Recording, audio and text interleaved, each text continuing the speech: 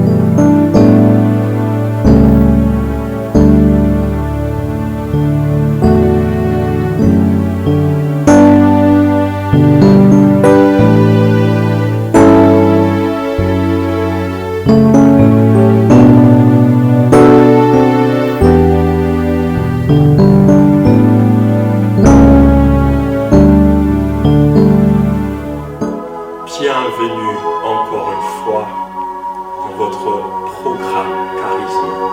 Je crois de tout mon cœur que ce programme est l'inspiration du Saint-Esprit. Quoi que je sois,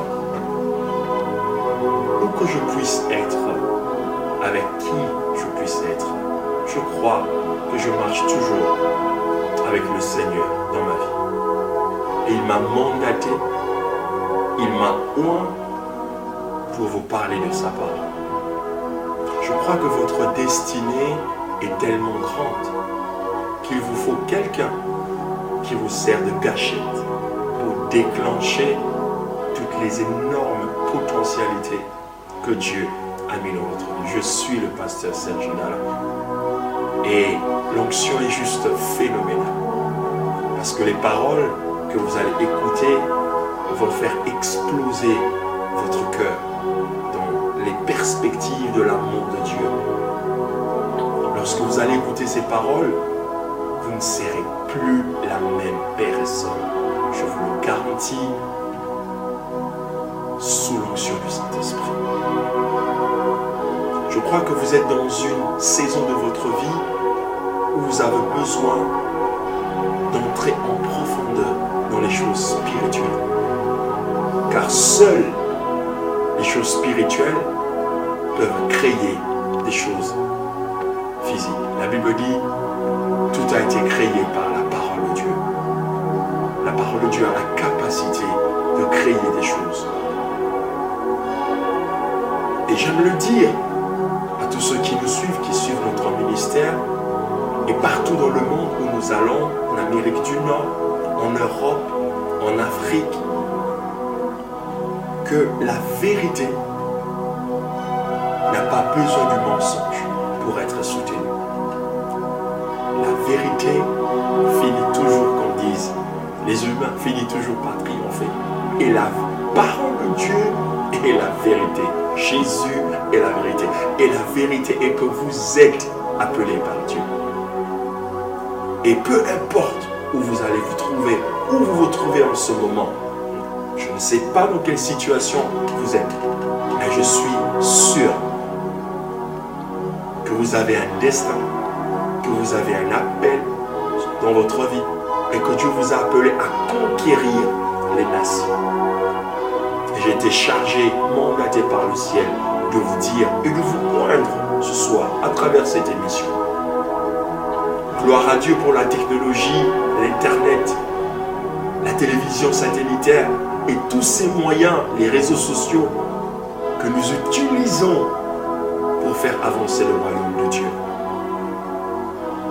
La Bible dit dans ce livre de 1 Samuel, le chapitre 16, verset 12, Isaïe envoya chercher,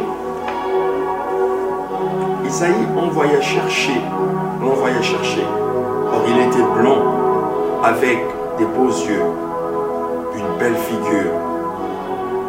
L'Éternel dit à Samuel, lève-toi, oins-le, car c'est lui. Je veux te oindre aujourd'hui par ces paroles. Je veux te oindre par cette atmosphère. Parce que je crois que Dieu t'a appelé à la royauté. Je crois que Dieu t'a appelé à créer des choses. Dieu t'a appelé à faire des choses. Mais tu ne peux les accomplir que si tu es oint. Ton talent ne vaut rien sans son onction. Tes capacités ne peuvent rien sans son onction.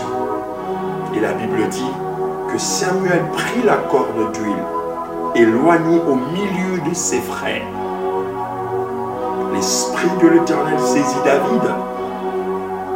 À partir de ce jour et dans la suite, Samuel se leva et partit.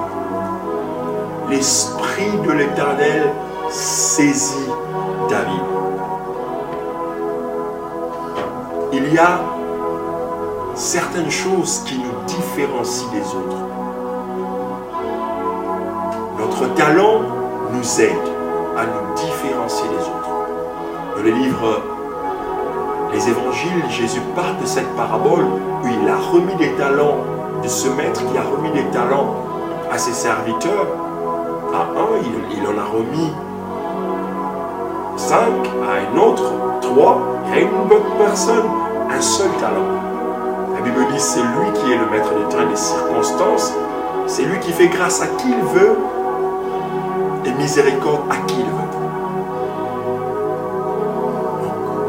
On peut te remettre des talents. Le maître peut te donner des talents, mais c'est ta responsabilité de les fructifier.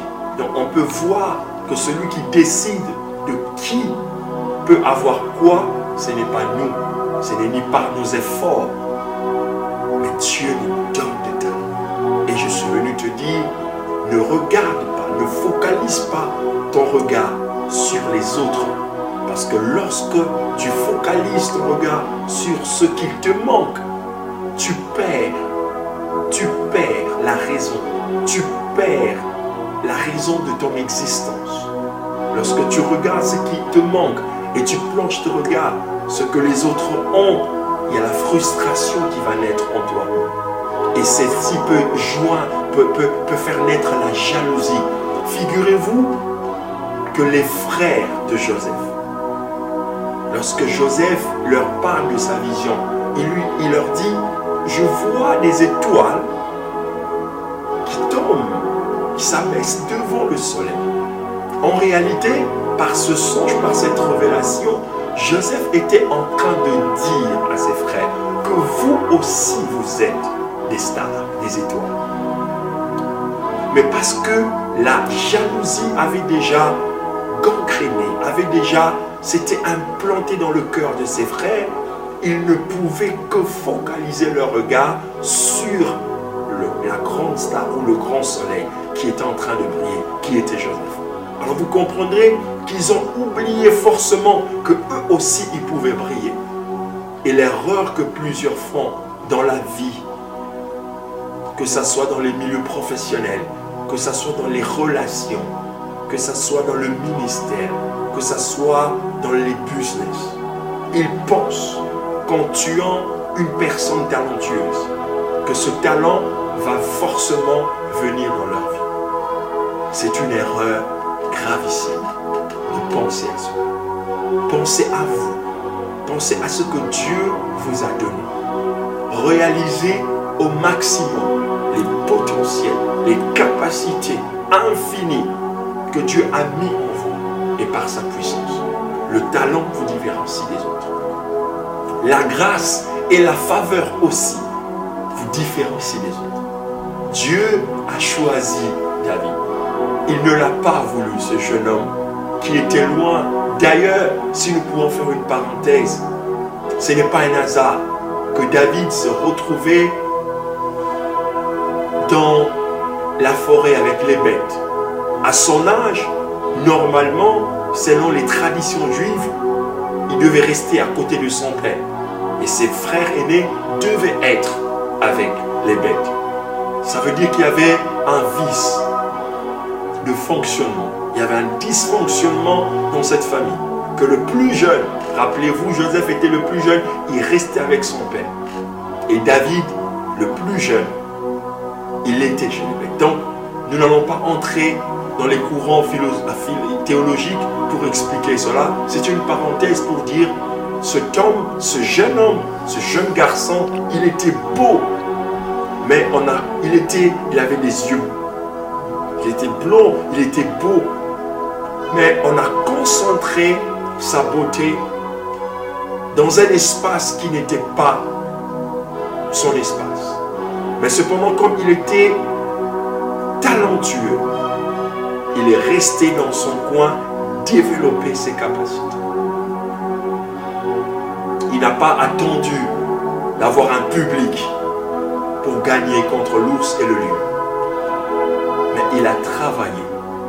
Il a compris qu'il avait quelque chose et il ne l'a pas caché. Mais parce qu'il était appelé par Dieu, parce que la grâce de Dieu et parce que la faveur le suivait partout, quand bien même le prophète, en venant dans leur maison, ne l'a pas vu. Oh frères et sœurs, qu'est-ce que je ne peux pas dire à ce sujet? Et il y a tant de choses à dire. Juste après ce spot, je reviendrai pour vous dire que tu es David, la race de ce que le prophète oublie ou ne voit pas. À tout à l'heure.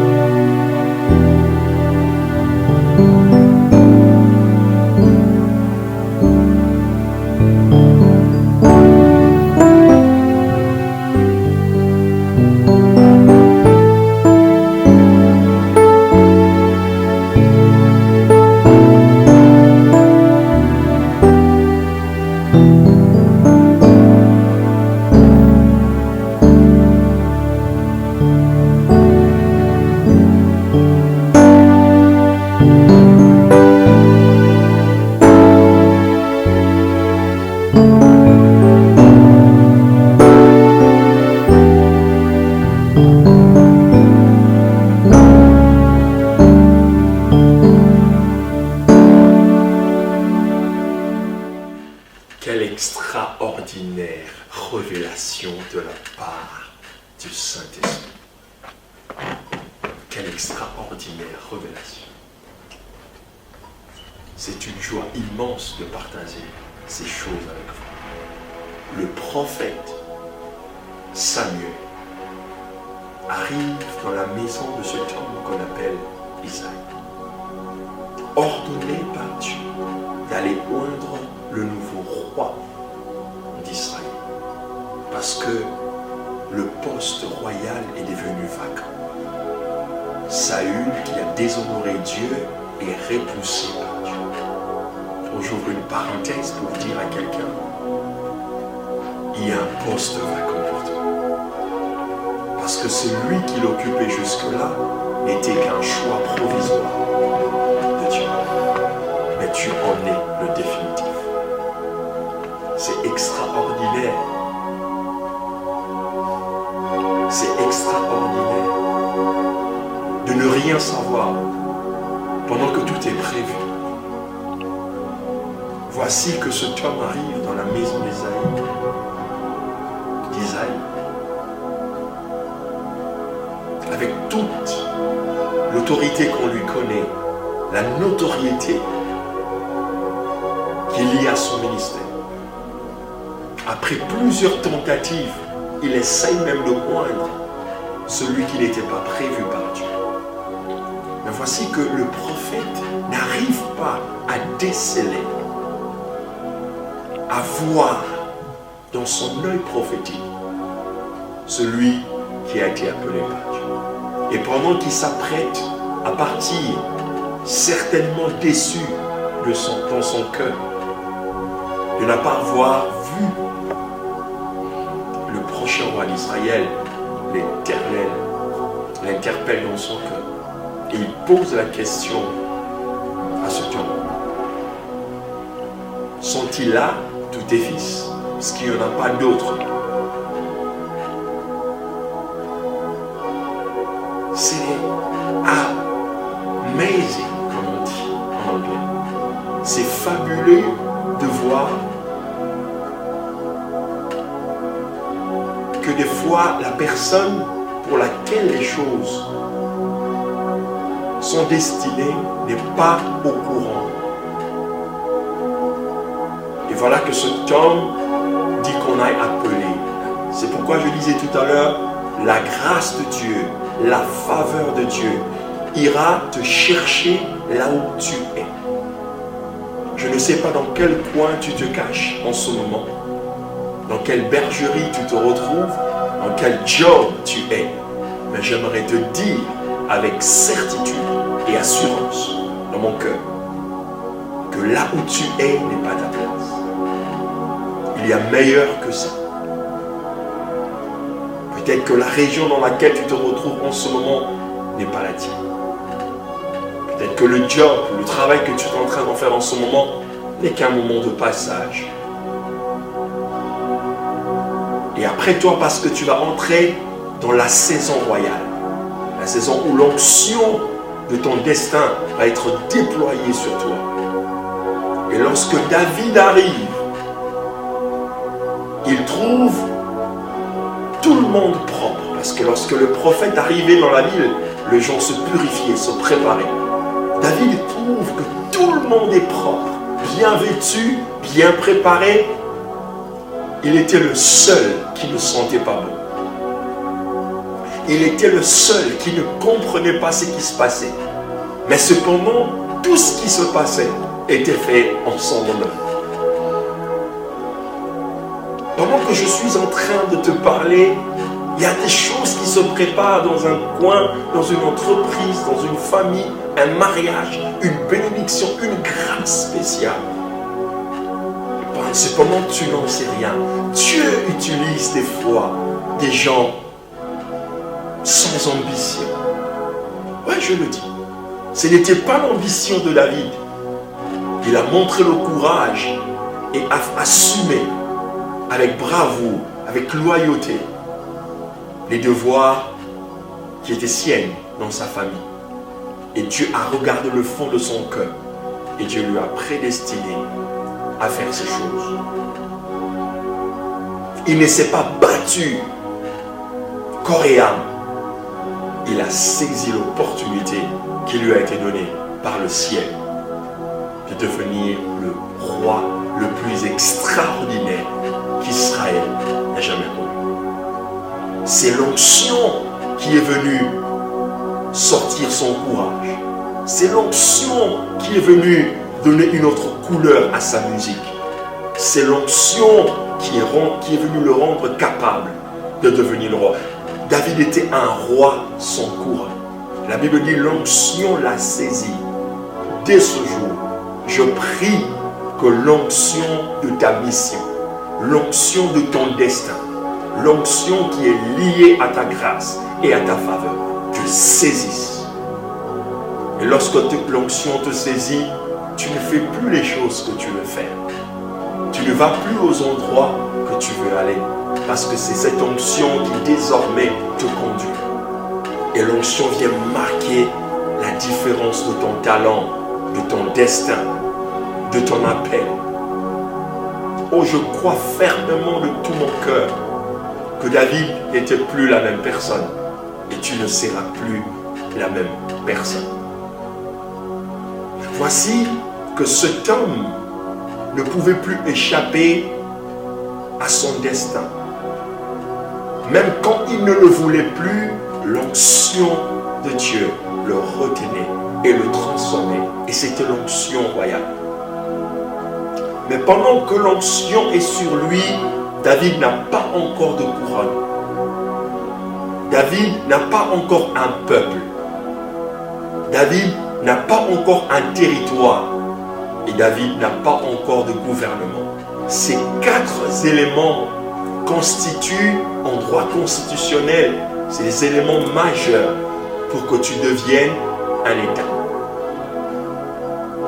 Et David, en tant que roi, devait avoir tous ces 4 éléments pour être reconnu en tant que tel roi. Ça, c'est le critère des hommes.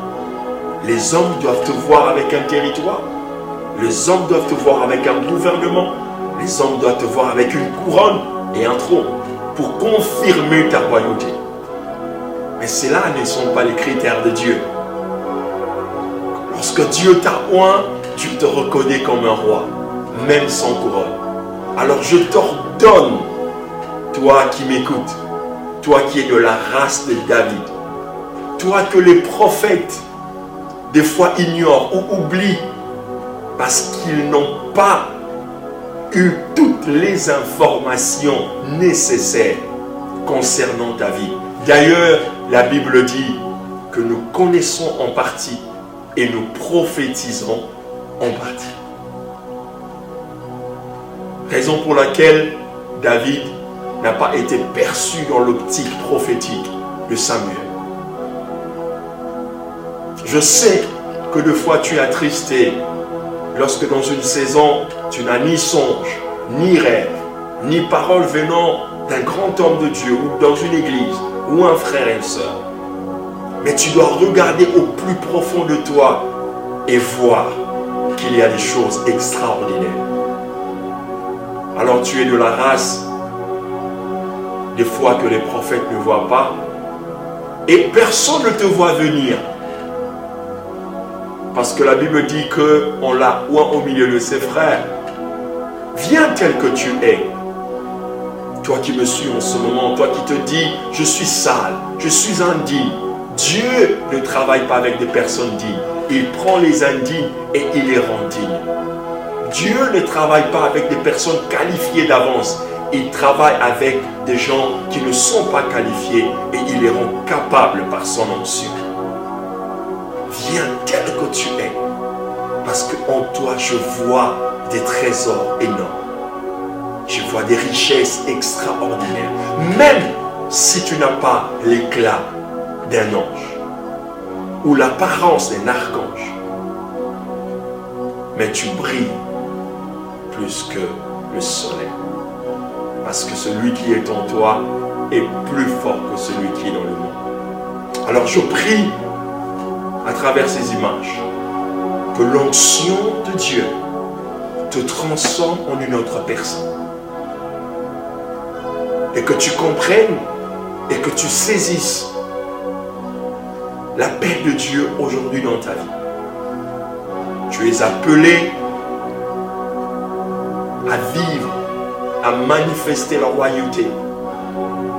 Tu as été créé, formaté pour exprimer, dégager, respirer dans une atmosphère royale. Et Dieu t'a appelé. Il t'a oint. Et je suis le pasteur serviteur. Et je sens cette onction phénoménale sur moi. C'est pourquoi j'ai décidé de te parler d'une manière phénoménale de ces choses. Ne t'arrête pas là où tu es. Il y a plus que ça à accomplir. Si vous avez besoin de nos coordonnées, vous avez besoin de nous contacter, les numéros sont là, notre site, notre page Facebook. Vous pouvez aller sur YouTube pour voir nos émissions. Et ça sera une joie de venir partager ces paroles dans votre église, dans votre famille, dans votre nation, dans votre conférence. Que le Seigneur vous bénisse abondamment. Et si vous voulez avoir la continuité de ce message et avoir des prières qui vont changer, transformer votre vie, n'hésitez pas à nous appeler, nous contacter. Nous serons là pour vous. Nous serons là pour vous bénir. Que Dieu vous bénisse abondamment. Je prie que ces choses demeurent pour vous.